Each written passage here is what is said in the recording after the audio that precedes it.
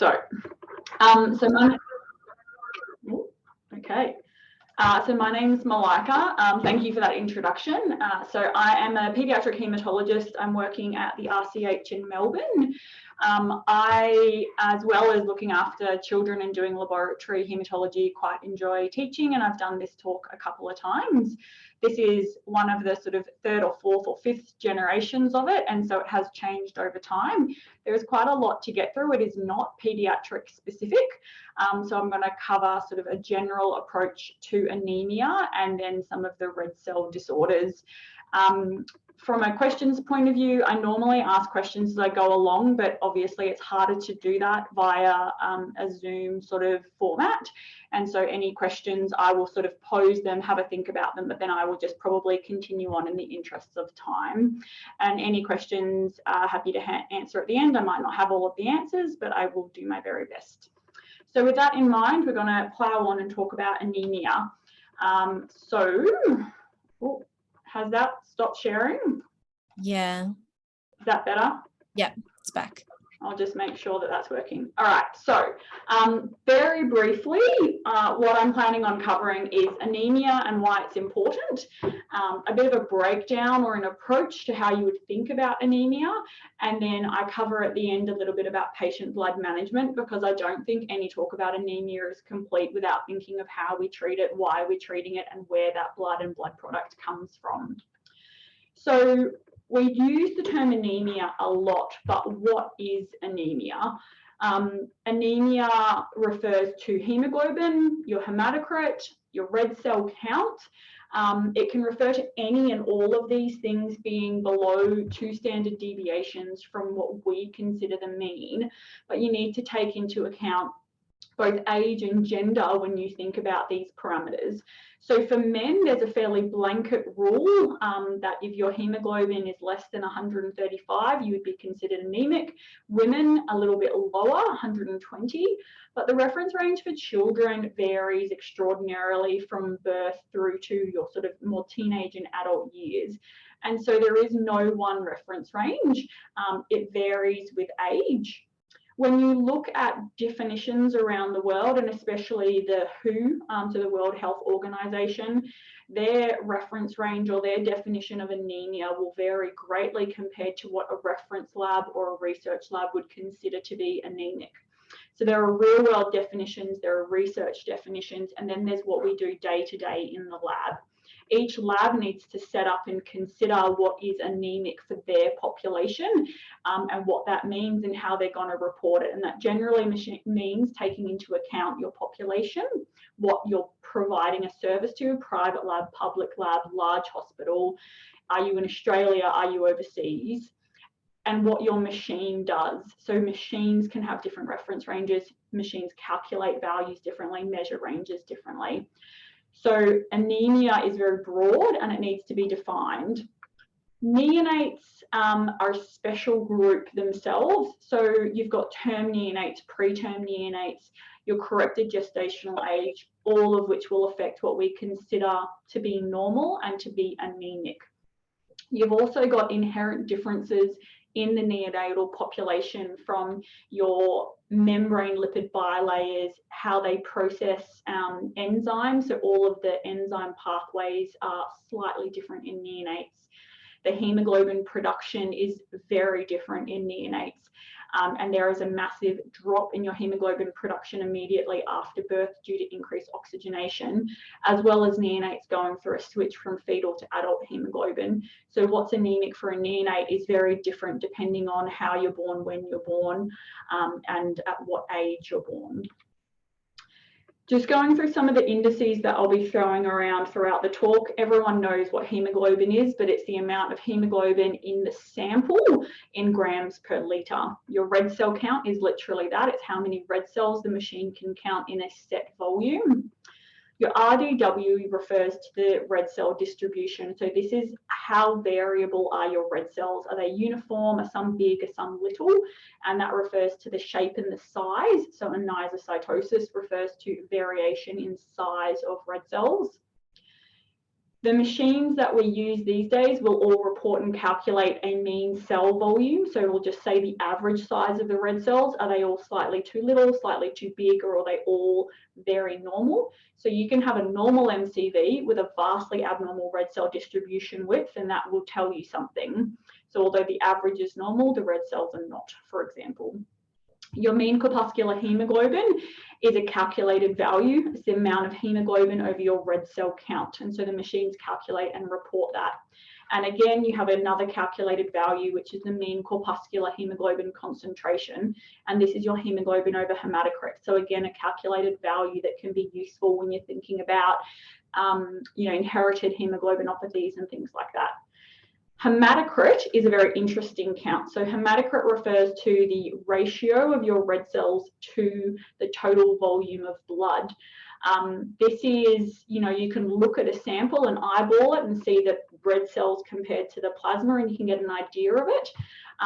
But the machines will calculate this. So they measure in a set volume. So they count the number of red cells in a sample, they have the MCV, and then they machine calculate your hematocrit. And then from there, we'll calculate all your other values. This is a screenshot of a laboratory system. So this is what we see in the lab. Most of the time, this will get reported into a medical record in a very different format. The things to notice here, and can you see the arrow when I move it around? Can we? Yep, great. So everything in green is generally reported, and you will see. So this will come through and you'll see the patient's hemoglobin, their platelet count, their white cell count. Things in blue are hidden. So these are for the laboratory staff, for the hematologist. So you don't always report a red cell count. You don't always report your mean cell hemoglobin concentration. Your nucleated reds down here are hidden unless you want them through, and flags, like a suspicious flag, doesn't always get put through. So what you see in the lab can be very different to what actually gets reported, and all of that needs to be taken into consideration when you're thinking about what are these results, what am I seeing, and how am I interpreting them. So hemoglobin. So this cartoon is a representation of an adult hemoglobin. You can see you've got 2 alpha chains, 2 beta chains, and then these green bits in the middle are your iron, and they help bind your hemoglobin, your oxygen, sorry. So each time you bind a bit of oxygen, it makes it easier to bind the next bit until you get your sort of quaternary structure all folded in on itself, and it's how you bind and release hemoglobin. So to make a normal hemoglobin structure, we all need to make alpha 1, alpha 2, beta 1, beta 2, and they correspond to chromosome 16, where your alpha chains are made, and chromosome 11, where your beta chains are made. Now, these are important in your inherited anemias when we think about it, because if you knock out your genes to make either alpha or beta, you're going to have a functional defect. You can see the 4 chains on chromosome 16 because alpha hemoglobin, or the alpha chain, is so important that we have backup copies. Beta chains just have 1 on each, as you normally would expect with any sort of gene. And this will be important later on when I talk about thalassemias. These aren't the only hemoglobins. So the other important hemoglobins throughout our life start from conception. So from about the 5th week in utero, you're already making a form of hemoglobin. So these are hemoglobins that sort of exist for a very brief period of time but are necessary for life. So starting from birth and working backwards, everyone has a bit of A2. So all of us have 2 alpha chains and 2 delta chains. Delta is a beta globin chain, so it's just an on chromosome 11 in a different area of your beta chain. So they come together and you can get A2, and that's normal. We all have a small amount of that. Hemoglobin F, which is your predominant fetal hemoglobin, is 2 alpha and 2 gamma. And you can see here in each of them, you have to have alpha all the way back through until your very first hemoglobins. So if you don't make alpha chains, you will not be able to survive in utero life. And that's the reason that alpha chains are so important. Hematopoiesis itself is really interesting, and if we think about, fetal hematopoiesis and how it all starts and where it all goes, it doesn't start in your bone marrow. We all know that as an adult, you're making your red cells, your white cells, and your platelets in your marrow. But as a yolk sac, you're making it in sort of the ventral bodies, from your starting off in like the extra embryonic yolk sac. And it's really red cells and a couple of macrophages. No white cells are being produced at all at this stage. You then move on into your pro-definite stage and you get this hemogenic endothelium, and you're starting to see more of your sort of myeloid lineage as well as your erythroid lineage coming through. And that's by week sort of 5. By the time you get to week 7 or 8, we recognize that there are definitive hematopoietic cells being made, and these are on the sort of ventral walls of your blood vessels, so they're still not in your bone marrow. We know that they seed from these areas around maybe week 5 to week 8. A lot of them stay near the liver, and they end up liver and spleen being the predominant organs making your hematopoietic cells for most of your fetal life. And then they slowly transition, probably from like 28 weeks onwards, into your bone marrow, and you get long-lived hematopoietic cells that have migrated from that initial hemogenic endothelium into your marrow. This is important when you're thinking about other hematopoietic processes that are affecting newborns, and why, for example, with some leukemias, we see a predominant blast population in livers and not in bone marrow and those kind of things. So knowing where the cells are and at what time is important. Erythropoiesis in the bone marrow starts off as your erythroblast, and then you mature in a nice even pattern where you start off as a big round pro-erythroblast stage, and this has a myeloid background, and then with each subsequent maturation you start to get smaller, more condensed, and then eventually you spit out your nucleus that they don't need anymore, and you end up being a reticulocyte. Now, these exist in the bone marrow for a couple of days, going through maturational processes, and it's really enzymatic pathway changes, and then once they're mature enough, they go out into peripheral blood, they lose their RNA, and you're a mature red cell, and that can survive enucleated for about 120 days unless something is taking you out, destroying you, or you're bleeding. This is what a normal blood film would look like in the lab. You've got nice even red cells with a slightly pale center, and you've got some white cells around. These are all neutrophils, and then you've got some small purple specks in the background, which are all platelets. The red cells look uniform and even. They've got a good amount of hemoglobin on the outside, and they've got that donut shape, which is the central pallor. And all of that is about your red cell membrane, allowing them to be malleable, foldable, get through your capillary networks. This is in comparison to a lymphocyte, and we often use lymphocytes as a bit of an eyeball to gauge the size of red cells, because a red cell should be around the size of a lymphocyte's nucleus. So as a general rule, if you're looking down, you can kind of gauge that they're around that size. So that's all a little bit about hematopoiesis and hemoglobin and things like that. So why are we talking about anemia, and why is it important? Anemia is one of the most important worldwide conditions. It is not just a developing world problem, but it is a first world problem. The WHO have looked into the prevalence of anemia globally, and 42% of children around the world are anemic. 40% of pregnant women are anemic. And if you break down women, depending on your geographical location, in your childbearing years, between 20 to 60%, depending on where you live, access to resources and those sorts of things, will be anemic. There's a lot less data in men. Some of that is research bias.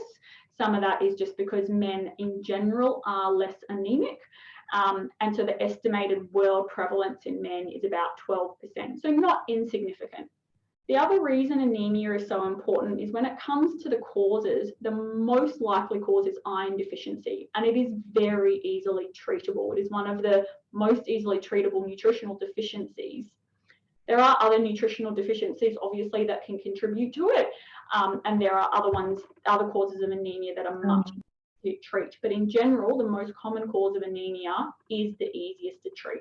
And this is just a breakdown of the global prevalence into sort of your preschool age children, and you can kind of see that as you age, it gets a little bit less until you become a childbearing age woman, and then your incidence pops up again. It's also important because if you think about it, and we'll just think about first world problems in this situation, perioperative anemia and blood transfusions are independent risk factors of poor outcomes. So if you go into an elective procedure mildly anemic and you end up with a transfusion, all of the data says that your morbidity and mortality is increased. So in hospitals, and every hospital needs to have a patient blood management system, and this is a clinical concept that avoids unnecessary blood transfusion, and all of it is designed to improve patients' outcome and improve safety. So patient blood management centres around early detection of anemia and treatment in that peri-operative setting, and there are different pillars, and I talk about this right at the end, but just touching on it now. We want to minimise patients going into procedures anemic. If you can minimise that, and then you can improve the tolerance of anemia and improve that, reduce the likelihood of them being transfused, we improve mortality. The other area it's really important is in pregnancy. So if 40% of the female, like childbearing women, are anemic, the associations with anemia in pregnancy specifically, there's an increased risk of infection and sepsis, and there's an increased risk of women needing to go for an unplanned cesarean section, so an emergency. Anemia is also associated with the increased risk of preterm birth, low birth weight babies, fetal death in utero, intrauterine growth restriction.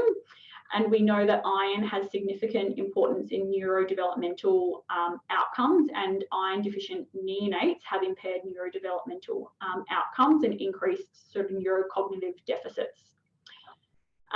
It's also, just in terms of thinking about maternal death, anemia is associated with increased death in pregnancy, so direct causality of death.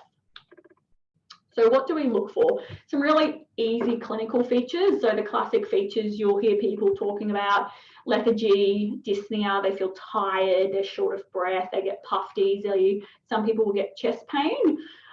Classic iron deficiency anemia, so not just anemia in general, but pica, so specifically eating foods that are non-nutritional. And the classic one we see in children are ice cubes and dirt, and sometimes chalk. And then the mental clouding you get with anemia is pretty common. In terms of what we can see in patients, they look pale. The iron deficiency features like koilonychia, so spoon-shaped nails, are pretty pathognomonic. You don't see that in other causes of anemia. And then just general things like a hyperdynamic circulation. And this photo is demonstrating the angular cheilitis or stomatitis that you can get with anemia, and that sort of rough edge of the tongue as well is another sign of anemia. So when we break anemia down into categories, because everyone likes a way to systematically categorize something, and it's a good way to remember things. So you can break anemia down into anemia where your cells are too little, anemia where your cells are normal sized, and anemia where your cells are too big. The other way you can think about anemia, and there's no right or wrong way to do it, it's all about systems of classifications. You can think about anemia due to increased loss, increased destruction, or decreased production. I quite like the little, normal sized and big, and you can break them down, and this is by no means exhaustive, but it is a nice way to think about it. Small microcytic anemias generally are going to be iron deficiency. If your iron stores are normal, you're going to be a thalassemia. There's not many other things that will cause that. There are numerous things in the normocytic anemia group, and you can think about your hypoproliferative. So you've got a decreased reticulocyte count, your bone marrow is not making enough red cells. So that's either the marrow's been wiped out by another process, so it's infiltrated by a blast population, it's been wiped out entirely and you're not making it, like an aplasia. And that can be a pure red cell aplasia or an aplastic anemia where all your cells are down, and there are other bone marrow failure syndromes that fit into that area as well. Your increased reticulocyte count disorders are really hemorrhage, so bleeding will do this, but also hemolytic anemias. So any sort of blood loss where the bone marrow has capacity to respond will cause a generally normocytic anemia with increased retics. And then your macrocytic group, everyone always thinks about B12, and you should. B12 and folate sit in that group. But any medications, drugs will cause, can cause a macrocytic anemia.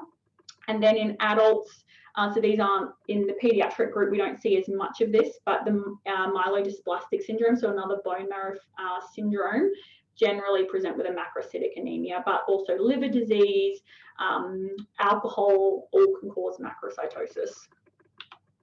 So now I'm going to move from just sort of talking didactically to some cases and use these to sort of illustrate some of the causes and underlying sort of features of anemia.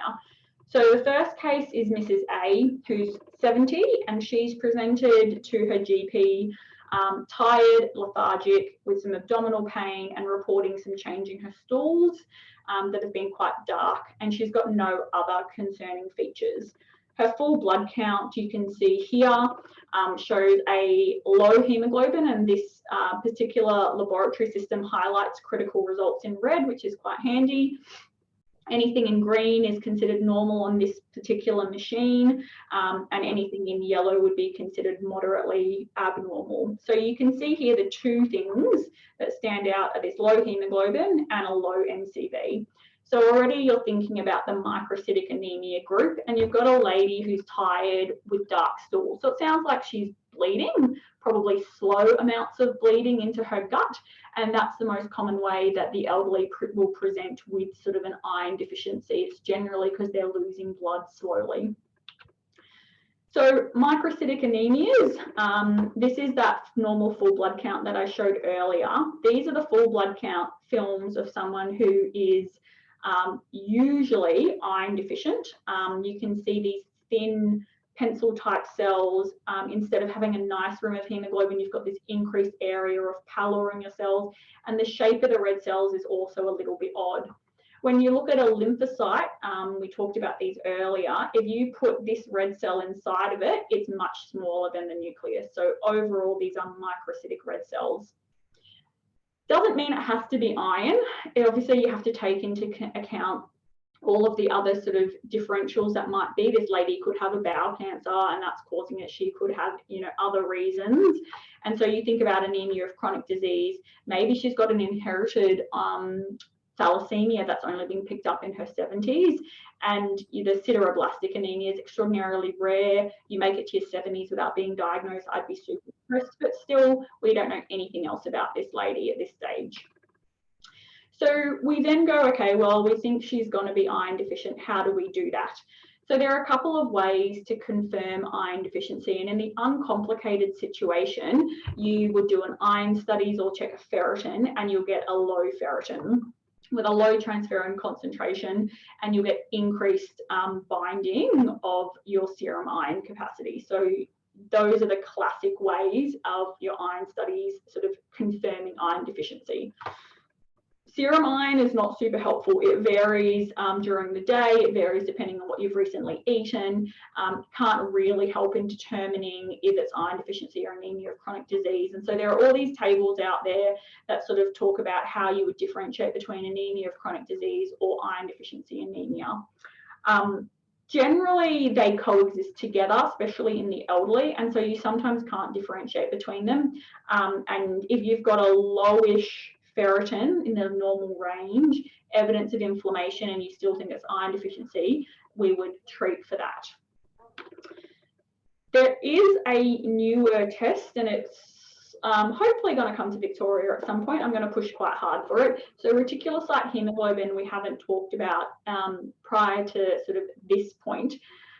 It is the content of hemoglobin specifically in your reticulocytes. And it can be measured on the most common hematological analyzers that we have in Australia. So they're sort of Sysmex and Siemens, the two bigger companies that provide our analyzers. And so what it does is it looks at the hemoglobin in these red cells. So instead of measuring your adult red cells, it's directly looking at what's happened in the last 2 to 3 days. So if you have adequate iron stores in anemia of chronic disease, for example, or in a thalassemia, you're going to have a normal reticulocyte hemoglobin content because those cells are being made and they're okay. If you're iron deficient, you do not have enough iron to push into your reticulocytes, and so it's going to show that the reticulocyte hemoglobin is decreased. So it's a real-time assessment of iron stores in somebody, and so it takes away the inflammation, it takes away acute illness where you can get an acute phase response and makes it difficult to interpret sometimes. Really useful in pediatrics, really useful in the patients who have got chronic inflammation, so renal disease, rheumatological conditions, IBD, all of those areas, because the acute phase response doesn't influence your reticulocyte hemoglobin content. It's not currently validated at RCH. I did a study in Queensland to validate it, and I'll try to do the same thing down here and then hopefully be able to use it. So it's looking at these cells. I'll skip over that because this is really for Queensland, but it's just to show that you get a normal reticulocyte hemoglobin when your iron stores are okay, and then as soon as your functional iron decreases, ret hemoglobin decreases. So it correlates really nicely with functional iron deficiency. So iron deficiency being the most common cause of a microcytic anemia and one of the most common causes of anemia in general, we think about what's causing that. So is it their intake? Are we not able to absorb iron properly, or do you have chronic bleeding like it sounds like this lady has? And so all of those things you need to take into account. Then there are treatment options, and there's oral versus IV options. There's millions of oral options, and if you watch any ads, they will show that this one is better and this one is, has less side effects. And there's really no head-to-head studies that have ever demonstrated that any complexes have lower or better side effect profiles. Some people just tolerate them better, and for each person, they generally just have to try different formulations. We know vitamin C enhances the absorption, decreased by tannin, so they're drinking it with their tea, for example, it's not going to absorb it, and if you're drinking it with your milk in the morning, you're also not going to absorb it. There's also hepcidin, and this is a really important protein in iron regulation. It is increased when you have normal iron stores and you don't need to absorb iron, and then when you do need iron, it drops off dramatically. It fluctuates, or it responds in real time very promptly. So if you take an oral iron dose, the body will view that as you being iron replete because you can only absorb so much in a day, and it will dramatically increase your hepcidin levels. You then take iron the next day and you will not absorb as much of that iron because hepcidin down-regulates your iron transport. So there is some evidence that in iron deficiency, alternate daily dosing of your oral tablets has better overall absorption of iron with lower GI side effects. So it's certainly something that I've been using in my population of patients. IV iron, massive risk and massive benefit, I guess, to think about it. So it goes in really quickly, you don't have to take it. Side effect wise, so with the ferric polymaltose, really high allergy rates, so anaphylaxis mostly, skin tattooing is another one if it leaks out.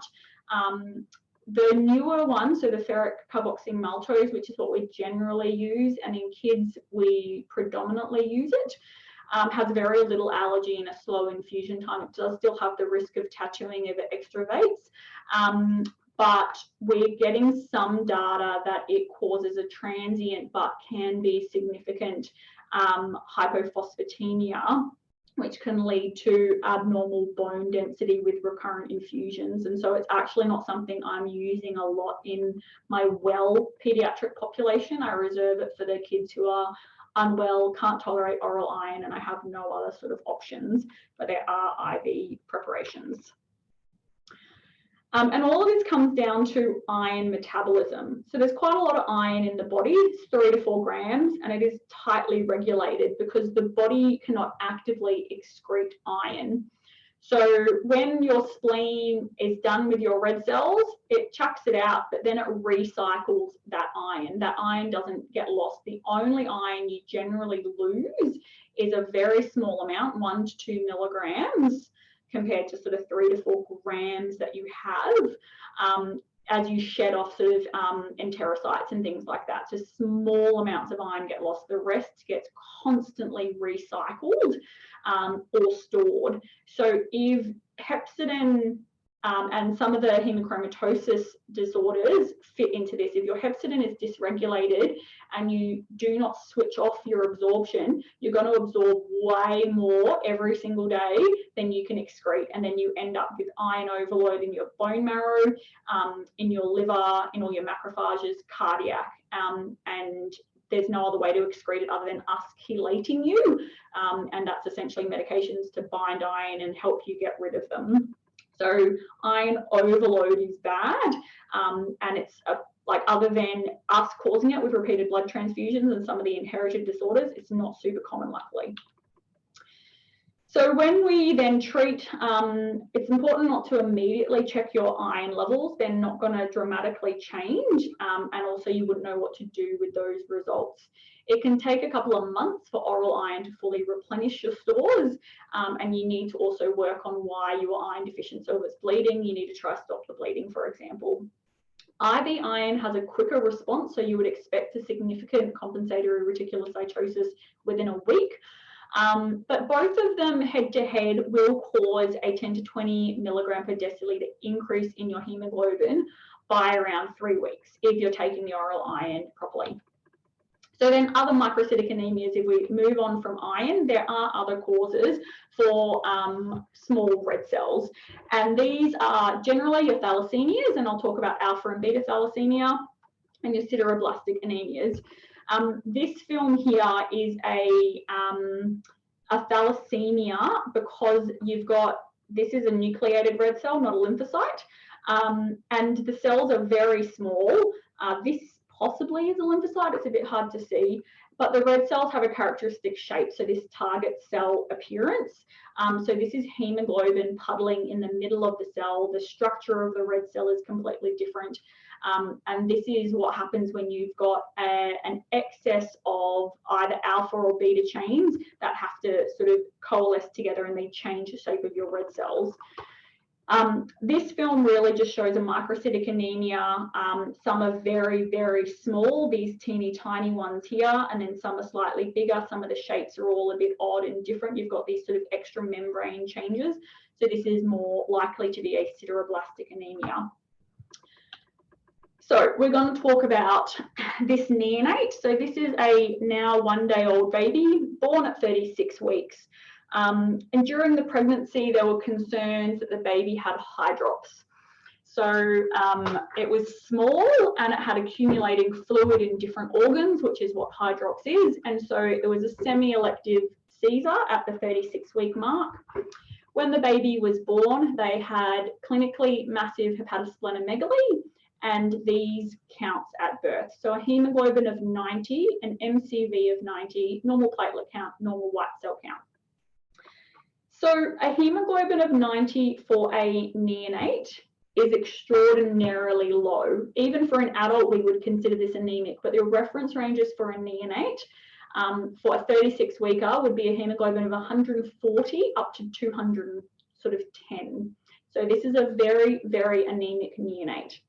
The other thing is this MCV is plumb normal, except it's not.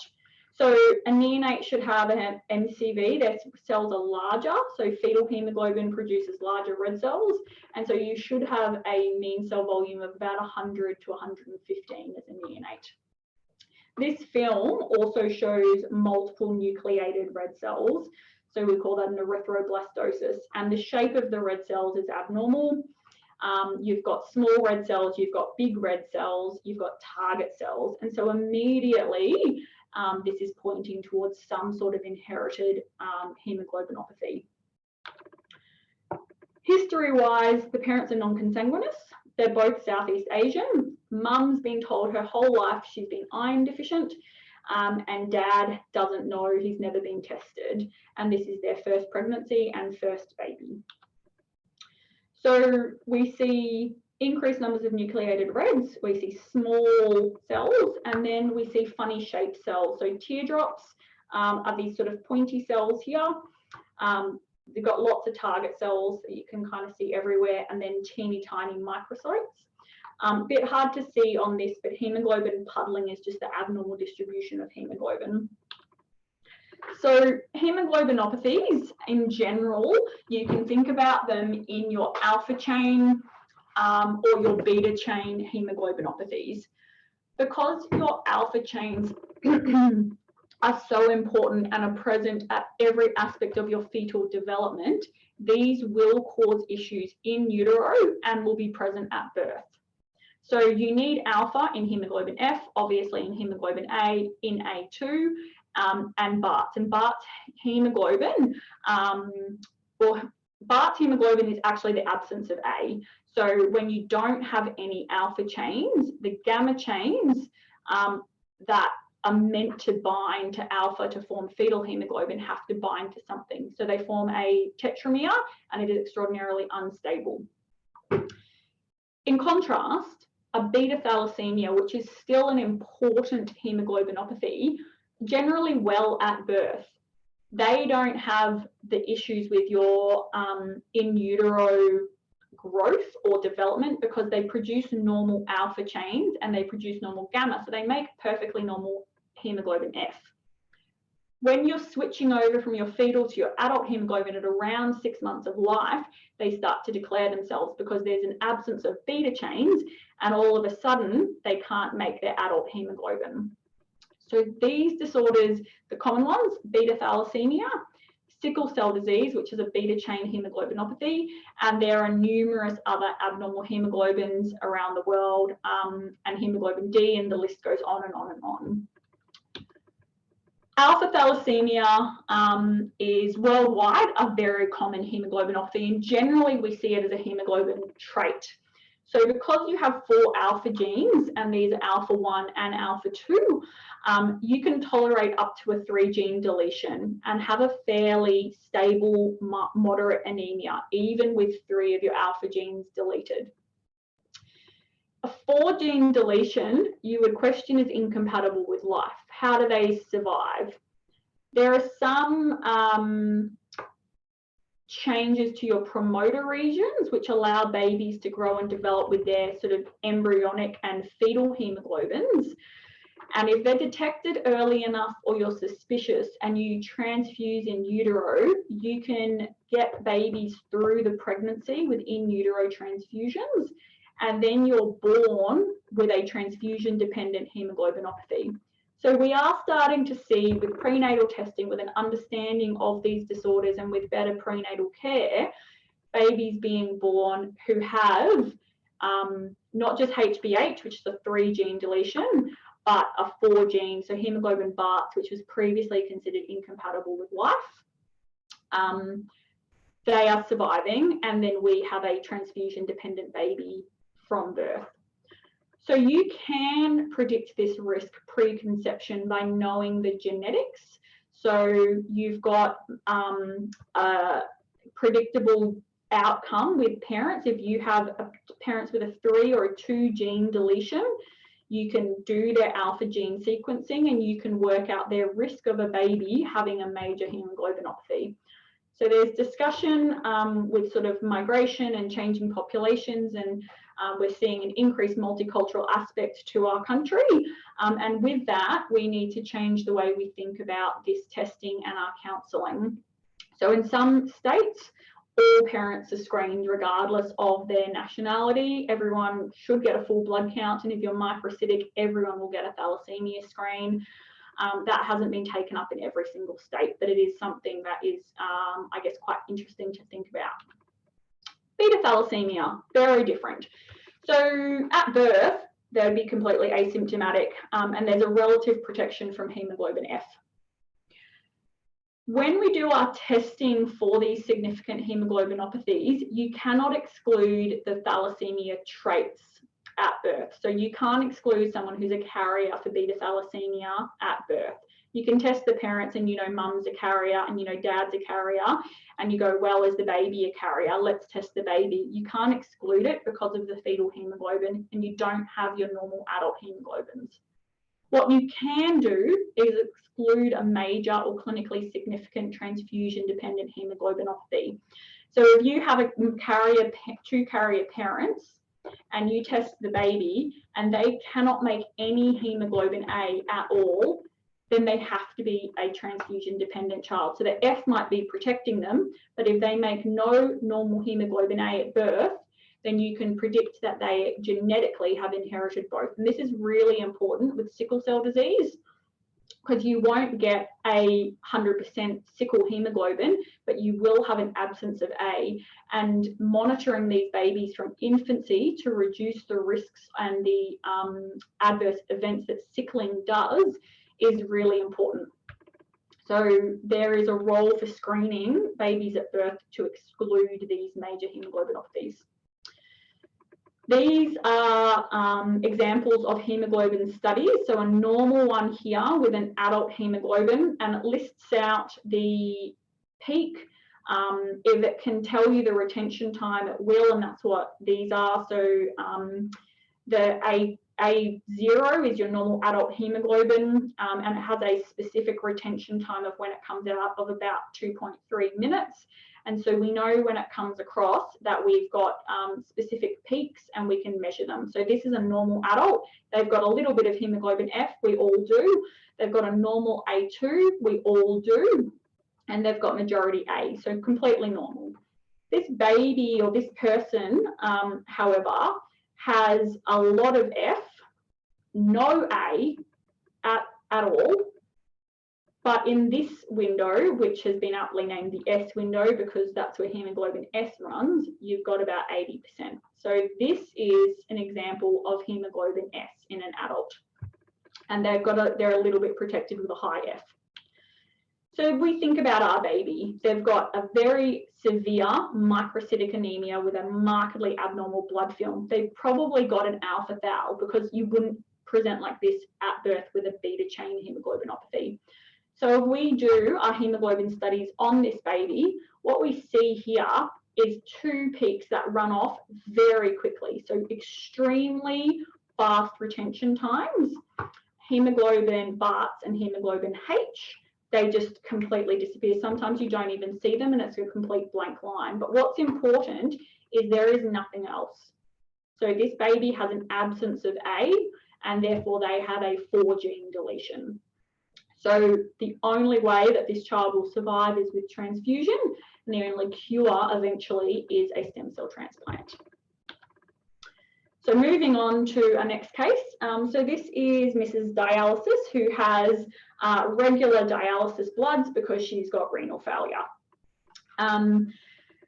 For interest's sake, there's her creatinine, it's nice and high. Some of her other results in yellow, again, probably a bit odd. I don't really care about them all that much. But here we've got this mild anemia of 93, normal MCV, and everything else is pretty normal. Someone's even commented that they're normochromic, normocytic, so that's great. So a differential for a normocytic anemia, if you want to think back to that table we had, we're now in that middle column and there's numerous things to think about. So anemia of chronic disease, we see it in renal disease, liver disease, autoimmune diseases, we see it in gastro patients. It's to do with how your iron regulation and iron binding kind of happens. You can see it in acute blood loss, in hemorrhage, and depending on your age and where you're at, will sort of make you think about different causes of bleeding. So neonate specific causes in utero, you've got twin-to-twin transfusion, you've got a fetal maternal hemorrhage, etc., etc.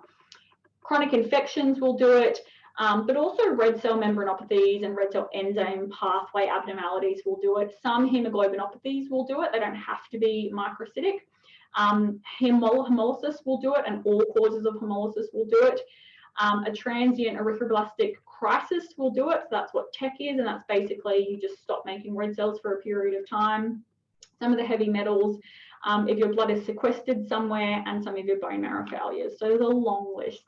Anemia of chronic disease, as I said, you see in lots of situations. You generally have a low serum iron. It can be normal, it can be high, and it's really to do with the abnormal incorporation of iron into erythropoiesis. So despite being adequate iron stores in your bone marrow, you just don't make red cells properly. And there is evidence of a blunted erythropoietin response.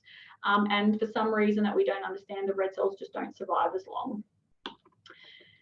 Similar investigations to anemia of chronic disease, you try to work out what's going on. Sometimes the retics are a little bit blunted as well, but generally they're normocytic, normochromic, and they've got a chronic disease and you can put it together. So the only ways you can really treat it are making sure that they're definitely iron replete and all their other hematinics are replete.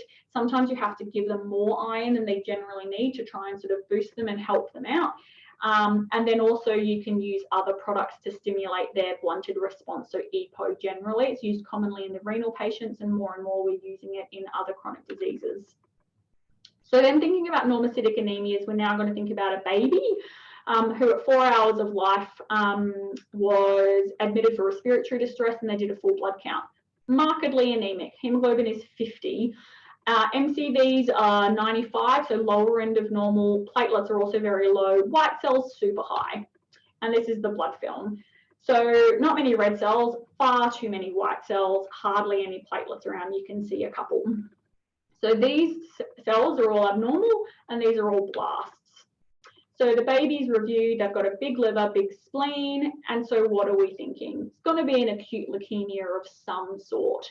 You can't tell from the film always what type of leukemia, but you've got your B cells, T cells, your myeloid, and then babies have a specific phenomenon called transient abnormal myelopoiesis. So TAM is seen in about 10% of babies with Down syndrome, usually day 3 to day 7 of life. They can often just have a normal hemoglobin. Some will be markedly anemic, but most of the time it's mildly, it's normal. Mildly thrombocytopenic, and they can have a very high white cell count, and they've got a big liver and big spleen. They often have higher peripheral blasts, and if we ever do marrows, it's often lower, and that's to do with where babies are making their cells. So it's still predominantly fetal erythropoiesis. They've got some pretty characteristic features, often have very abnormal platelets, which is what these big things are, and they've got little blebby things that come off them as well. They've also got some specific immunophenotype when we flow them. Some of them will regress completely spontaneously. You don't have to do anything, you just watch them, but there are significant risks of morbidity. So they can be hyperviscous, so they can get clots, they can get leukostasis, they can get strokes, they can have DIC or they can bleed, and the liver and spleen can become fibrotic. So you do need to monitor them closely, and importantly, up to 20 to 30% of them will actually develop leukemia. So moving on, and I'm sort of rushing now because I've been talking slowly, so apologies. I'm going to try to whip through a lot of the next slide. So this is a young boy who's presented with jaundice, markedly low hemoglobin, or slightly high MCV, and his reticulocytes are increased. So normal reticulocytes in a normal non-stress state are about 1 to 1.5%. So 5% very increased. He's trying to make red cells really, really hard. This is his blood film, and the arrows are pointing towards the sort of characteristic finding, which are what we call blister cells. So little bits of the membrane have popped out and they're clear. And then you've also got some of these very round hyperdense cells. So this is characteristic of G6PD deficiency, which is an excellent disorder that we generally see in boys, although you can get it in girls with sort of extreme or skewed lionization. And it's characteristic to have spherocytes, blister cells, bite cells. That itself is called oxidative hemolysis, and there's a number of things that will cause that, G6PD being one of the most common, but other drugs will do it. Neonates can just get it, and other unstable hemoglobins can also do it. Now we take the same boy, same counts, same everything, different blood film. So these cells are just round. There's no blisters, there's no bites. They're just round and hyperdense. His history is slightly different. So he gets recurrent jaundice. He sometimes always just looks a little bit yellow, and he gets quite a big belly. Mum has the same, and she says when she was younger, her spleen was removed and then she's been fine. This is characteristic of hereditary spherocytosis. And so when we confirm this, we do a flow cytometry based test called E5M, and in HS it is reduced. That's what it looks like when we report it. So you've got your normal range, reduced, and then your indeterminate range. Now below 0.5, there are other red cell membrane disorders that cause a really, really low E5M, and they're all on a spectrum of disorders. So if we think about HS, it is probably the most common hemolytic disorder in Caucasians. It's not that uncommon, so 1 in 2,000, we see it quite a bit. Not everyone, because there's incomplete penetrance, it's an autosomal dominant disorder, will have the same phenotype. So you can have the same genetic change, but a very mild hemolysis, and in this different patient, very rampant hemolysis. Generally runs in family, so you can predict the maternal phenotype to the child phenotype, or if you've got brothers or sisters or anything like that, you can predict what the children are going to do. So this is part of the disorders that have a red cell membrane issue. So the ankyrin 1 gene mutation is the most common, and that results in defects in your membrane proteins and then loss of surface area. But you can have ankyrin 1, band 3, beta spectrin, alpha spectrin, and your protein 4.2. And it's how all of these integrate together that causes your abnormalities. They look like round little balls, and the spleen doesn't like them, so the spleen gets rid of them. Therefore, if you take the spleen out, you have less hemolysis. This is what that looks like pictorially. So you've got your ankyrin, you've got spectrin, these all have to integrate together. Here's your band 3 on the outside, and then your protein 4.1 here. So you've got different interactions with your different proteins, and then we measure E5M, which essentially is a reflection of how much band 3 protein you have.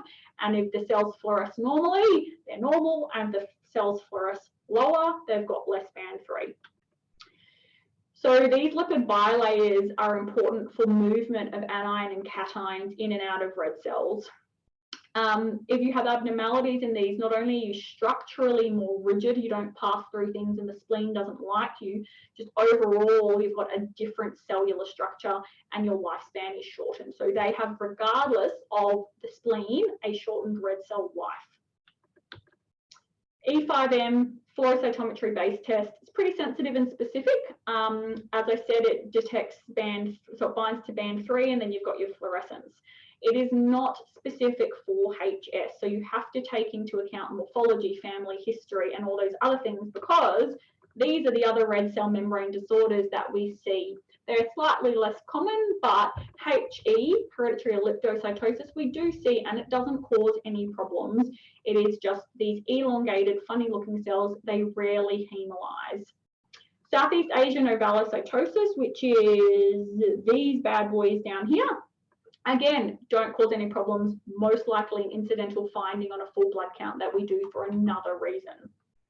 Hereditary pyropoic, though, which is this one, these red cells are very abnormal. Some of them are tiny, some of them are massive, they've all got abnormalities. So this is your extreme end of the spectrum, and they're markedly abnormal. So it's actually HE with 2 mutations, so either a compound heterozygous or a homozygous mutation of the sort of proteins, depending on which one is affected, and then you get a severe hemolytic phenotype. It's very similar to what burns look like, actually. If you get a patient who's been badly burnt, they can look very similar to this. The cells are just popped. Hereditary stomatocytosis, super rare. They look like these little mouths, so they've got a little single slit across here. It's usually artifact or drugs that do it. So if you see it in the lab, it's never real. There's one family in Australia who truly have hereditary stomatocytosis. Hereditary xerocytosis, never seen in real life, but it is this one, and it has all of the shapes. So it's got hyperchromic cells, it's got stomatocytes, it's got spherocytes, and it's got target cells. So it's just wildly abnormal. And then this one is your acanthocytic. So these cells look like little furry cells, and they've got little spikes. Acanthocytes are usually artifact again. However, they can cause some very significant phenotypes, and they're associated with some clinical conditions. So if you see them and they're truly real, they're very important. basically you support them for all of them. So G6PD deficiency, HS, you avoid the triggers. So for G6PD, like fava beans, for example, for HS, it's really about illness and monitoring jaundice and things like that. And if they are chronically hemolytic, we can either supplement them with folate, you can take their spleens out, you can intermittently transfuse. So now we have another older lady who's been unwell, who's come in confused with chest pain and bruising. Now, not only is she anemic, she's got a normalish MCV, but she's got no platelets. And the most important thing here is these fragmented red cells. So anemia and thrombocytopenia as a combination is super bad, especially with fragments, and it generally means the red cells are being destroyed. These are little triangle cells, like this pointy bit here and this one here, that as your red cell passes through a network of fibrin, it gets sheared apart. So this is a very specific and pathognomonic phenomenon called microangiopathic hemolytic anemias. And so as your platelets get brought into a network of fibrin, you form a blood clot. You then shear your red cells, so you bleed, and then that forms more, and it's just a vicious cycle of clotting and bleeding. We now know that the protein involved is Adams TS13, and we can measure that. And so it's often an acquired phenomenon and an acquired deficiency, either malignancy, autoimmune diseases.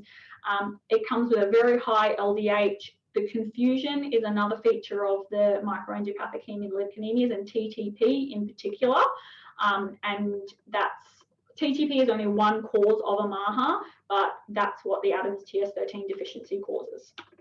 So these are the other causes of MAHAs, or thrombotic microangiopathic anemias.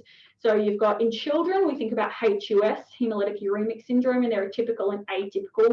You can also have congenital TTP syndromes, but pregnancy has its own special disorders like HELP syndrome, preeclampsia, et cetera, et cetera. The mental status change is really important because in TTP in particular, you need to plasmapheresis them to get the antibody off rapidly because they can stroke and die. All right, so now we have an older gentleman who's anemic and his red cells are big. So we finally moved from our normocytic into our macrocytic anemias. So he is a bit jaundiced, he's got some chest pain, he has got some good numbers of retics, so his bone marrow is working. He's got some cells that look exactly like our boy with HS, but he's had full blood counts before that were completely normal. So we think about what causes this, and we can see his LDH is a little bit up, his renal function's a little bit off, and with spherocytes, we then want to know what else is happening. So his haptoglobin's very low, and he's got a positive DAT. So this is a case of an autoimmune hemolytic anemia. So a positive DAT just tests for non-specific antibodies that are in our plasma that cause our red cells to agglutinate together. They can be warm or cold mediated antibodies, and generally your IgG are your warm mediated, your C3d generally cold mediated, and that just refers to the temperature at which they are active. So warm tend to be worse because we are warm. Cold don't tend to be as significant, but you can hemolyze in your peripheries and things like that. There are biphasic antibodies as well that bind when you're cold and then release when you're warm. But they're slightly different, and we see them in a different disease. So your warm ones, we always think about the cause. Generally, lymphoproliferative disorders are top of the list in adults. Some drugs will do it. It can just happen, and often there's some sort of autoimmune process. Colds, generally infections, so mycoplasma, EBV are the most common, but you also have to think of your lymphoproliferative disorders. So you do an infectious screen, you do an immune screen, you think about malignancy, and you think about cold agglutinins. And there's a massive list of how you treat these. Steroids up front are primarily what we do. If that doesn't work, we think about IVIG, we take out spleens, we give more immunosuppression.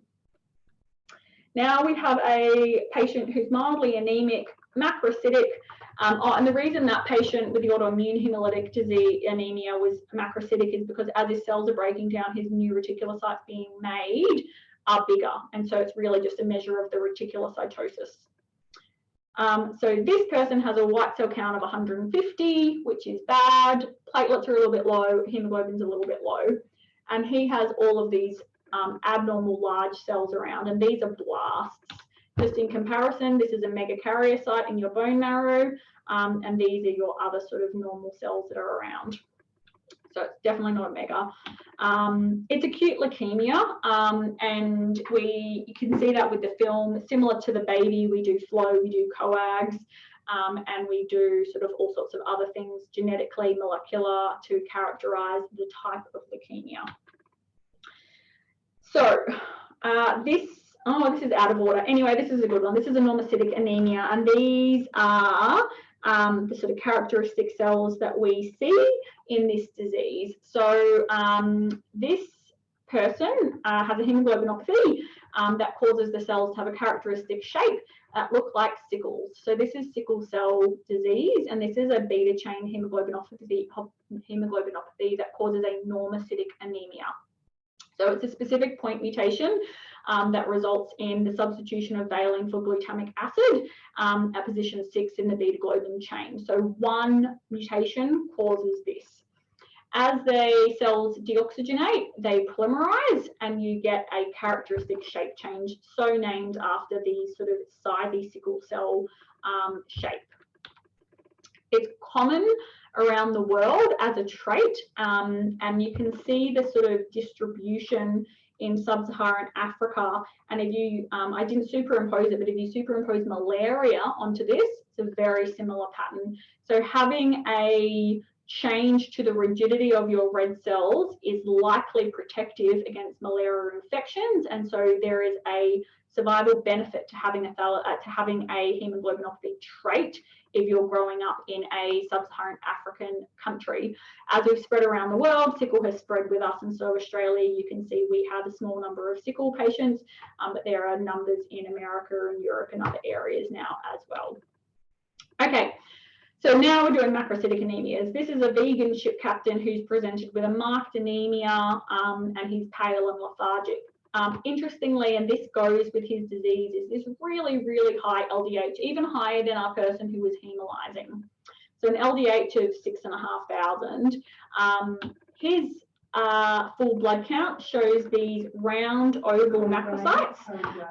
So oval macrocytes here, and you've got these big red cells that are bigger than the lymphocytes, and then this abnormal neutrophil with hypersegmentation. And so neutrophils should have between 3 to 4 lobes. This one's got 1, 2, 3, 4, 5, 6, 7, 8 probably. And so this is a characteristic megaloblastic anemia. All of our macrocytic anemias, B12 is going to be up there. We lump B12 and folate together because you can't morphologically distinguish them, but B12 deficiency is vastly more common. Myelodysplastic syndromes you do need to consider, and they present with a macrocytic anemia and abnormal neutrophils, but it's often bilobed or hypogranular, that kind of thing. Hemolytic diseases will cause macrocytosis by the reticulocyte response. Liver disease, drugs will cause a macrocytic anemia by sort of the inherent nature of the disease, and alcohol will do it as well. And then Diamond-Blackfan anemia is age specific. So you have under the age of 12 months presenting with a macrocytic anemia with no other lineages involved with a normal B12 is Diamond-Blackfan, really until proven otherwise. So the megaloblastic screen is these classic abnormal neutrophils with hypersegmentation, and you confirm it with your B12 and show that it's low. And easy to supplement, injections a couple of times, and then your B12 will come up. But you've got other megaloblastic things to think about, and so it's always worthwhile if your B12 were to come back normal to think what else is going on. The most common cause is dietary, but we're now seeing an increase in your malabsorptive causes, especially because of your gastric bypass surgeries. So when you remove the part of the stomach that allows you to absorb B12, you're going to become B12 deficient. And so a lot of patients these days who've had gastric bypass have to be supplemented, and we're seeing a lot of patients who aren't, who then present with a macrocytic anemia. You can give it orally or IM, and you can supplement with folate if they happen to be folate deficient. Okay, so in the last little bit of the talk, I'm now going to switch gears after covering like microcytic, normocytic, and macrocytic anemias, the patient blood management. So we want to limit patients getting transfused. We want to prevent them having a higher risk of mortality in the sort of peri-surgical setting. And so the idea of this is to optimize their anemia pre-procedurally. So if it's elective and you detect they're anemic, you stop them going to theatre. You then supplement them. If you can't stop them going to theatre and you have a finite amount of time, so if it's like less than a week, you would give IV iron, for example, and you would just push on and try to get them in the best possible shape. The guidelines that are out there, and there are a number of them, this is probably the nicest because it just takes you through different pillars. So we want to optimize your red cell mass. We want to minimize blood loss, and we want to manage anemia. And we want to do that in all settings, preoperatively, intraoperatively, and postoperatively. So that's things like if you've got an anemic patient that you cannot delay the surgery on, you're going to talk to the surgeons. Can you do cell salvage? Is there a way that we can position them, warm them, that we can do hemostatic responses? What other pharmacological agents can we give them? So we've got tranexamic acid, we've got fibrinolytics, we've got lots of things we can try and do to minimize bleeding. And then post-operatively, again, we get them up early, we treat and manage infections, we do intensive physio, so all of these things to try and reduce transfusion requirements. So transfusion is viewed as quite a straightforward thing when actually it's a very, like it's essentially an allogeneic transplant. You're taking blood from another person, you're giving it to someone. So in a red cell unit, it's about 260 mils. It has a higher hematocrit than we do because you concentrate the red cell, so it's a packed red cell unit. And there's a lot of iron in it. So there's in each bag of blood 250 to 400 milligrams of iron. We usually have 1 to 2 milligrams enterally absorbed per day. So you are giving someone a huge whack of iron with a blood transfusion. Australia is very fortunate. Our blood comes from voluntary donors. They're non-remunerated, except in pies and cookies. If you are not a blood donor, now is the time for you to go and donate blood. If you are a male, go and donate both plasma or platelets. And if you're O negative by any chance, please go and donate. If you've never donated before, talk to someone, go and donate. Red Cross has very strict donor guidelines in Australia, and so it limits who can donate. And so you have to be well and healthy within a certain age, a certain weight. You can't have been pregnant. You can't have had tattoos. They monitor for high risk behaviours. There is a strict questionnaire that you're meant to answer truthfully. And the process for this is important because it means the blood supply in Australia is extremely safe. We're very fortunate, and it, I think, goes to kind of show, if you look around the world, we've got a similar setup to sort of Canada. We have low infection rates, we screen all of our units, we have strict processes in place. We cannot meet the demand of fractionated products in Australia with the Australian donor pool alone. So a lot of our blood gets sent, or a lot of our plasma, I should say, gets sent overseas, fractionated and sent back in either, you know, things like factor VIII concentrates. You've got prothrombin X, IVIG, and IVIG is probably the biggest thing, resource demand from lifeblood that we see. You can donate whole blood, which will get fractionated, so they will squeeze off the platelets and plasma and keep your red cells. Platelets will get pooled together and then donated, so a pooled unit will often have platelets from at least 4 different donors, and FFP will either be pooled or apheresis. Now that's important when you think about who you're transfusing it to, because we cross-match for group specific, if we, like most of the time, sometimes we just use O products depending on the emergency of the situation, but there are 36 blood groups and a number of like couple of extra dozen up to 100 and something antigens within your blood group families that we do not cross-match for, because some of them are not clinically significant. But you're still exposing people to that many other people's antigens and other proteins and things like that. So these don't come without risk. All products in Australia are leukodepleted, and the reason for that is infection transmission, as well as things like transfusion-associated graft versus host disease. To get a blood transfusion, you need to follow a process. So it's not just requesting it. There's more than just the request. There has to be a cross-match. There has to be patient identification. You have to order it, and then you have to fill out specific forms. In this institution, it happened to be a red one, but each one is slightly different. And then blood will get tested with pre-transfusion testing to make sure that they are group and rhesus compatible. We do antibody screens to make sure that there are no antibodies in the patient that we need to avoid. And if that comes up positive on a 3-cell panel, we go further and do an 11-cell panel. Cross matches can either be physical cross matches where you take someone's blood and other blood and you mix them together and you see if they work, but generally these days there are electronic cross matches, and so the computer system has an inventory. You get the patient's details, you plug it in, and it will say this unit is compatible. It's by far much safer to get electronic cross matches, but you cannot do that if they've ever had an antibody. And sometimes you can't cross match because the situation is too urgent. The unit will then get allocated to a patient, it will then get released, then it has to get checked, and then the transfusion has to commence. So it's quite a process to actually getting blood.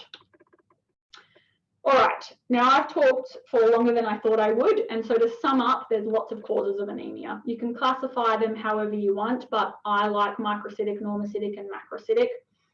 To figure out the diagnosis, you often need to think about multiple tests. You need to take into account the patient details. You need to think about what is relevant for that patient, and do more tests help or do more tests confuse? To treat it, you need to optimize hematinics in most situations. You can consider transfusion for anemia while you're working out what the underlying cause is. And you need to think about all of the results. So think about your LDH. What's your bilirubin doing? Globulins are really important in the adult world, a bit less important in the pediatric world, but things like your sort of plasma cell dyscrasias and other things like that in lymphoproliferative disorders can be a real key thing to work out why a patient might be anemic. And if you're still not sure, there are advanced investigations you can do and sort of flow molecular bone marrow things, especially for a suspected leukemia, because not all of them are as obvious as the ones I showed you with blasts everywhere. And then the most important thing is treat the patient with the right product. So is that oral iron? Is that B12 injections as well as iron? Is it IV iron? Is it a blood transfusion? A lot of the time it is a blood transfusion, and we transfuse a lot, and so there is an app to help with that, and I would encourage you all to download the iTransfuse app. There are some games on there, you can have a play around with it, you can go through cross-matching. It's quite a good tool to use. It will sort of tell you how many mils per kilo to give, it will talk through pediatric dosing, it'll say give this much cryo, this much FFP, those sorts of things. So it's pretty good, and as an intern it's quite a useful thing to have as well. And that apparently is the end of my talk. So I'm going to stop and drink some water, and if there are any questions, I will do my best to answer them in 10 minutes.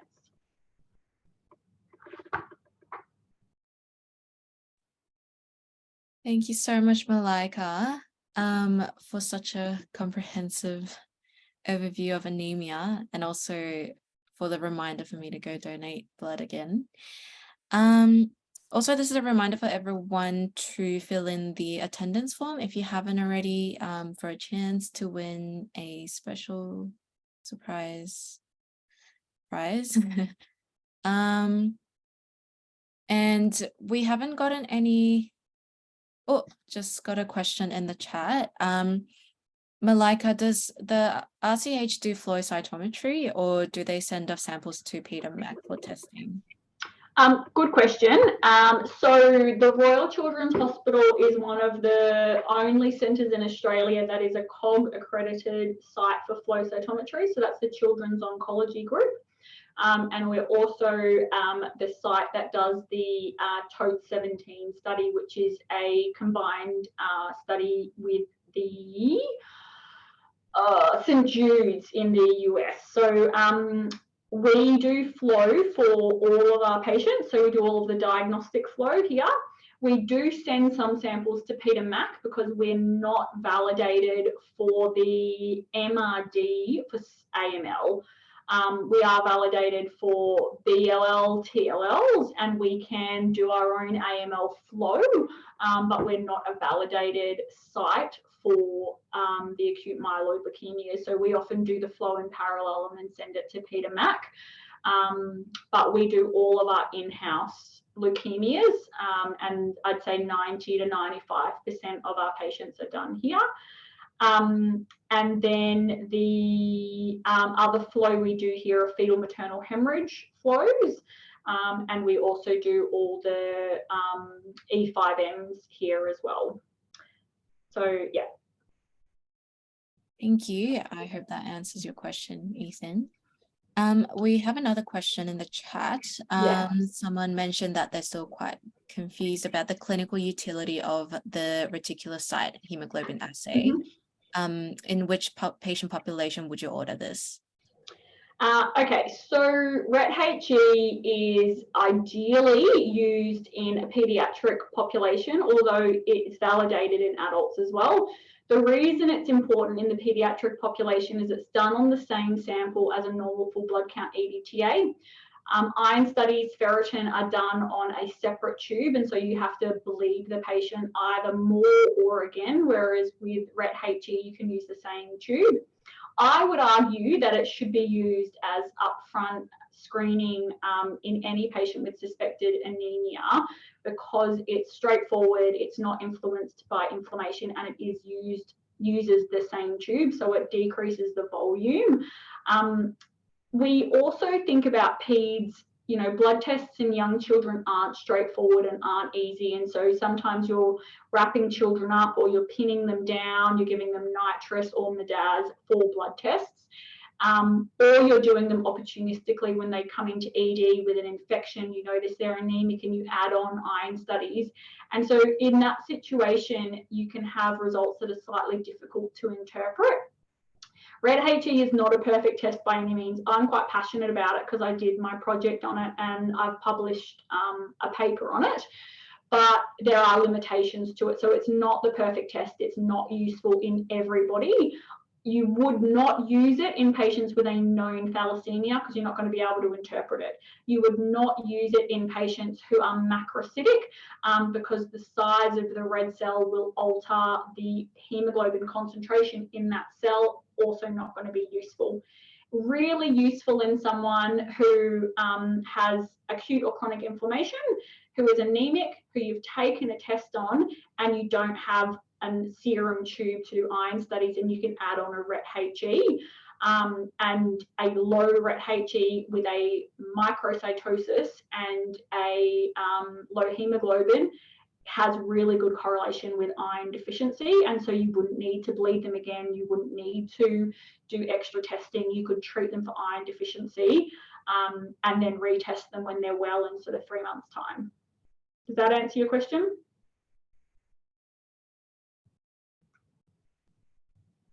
Great. Okay, any other questions?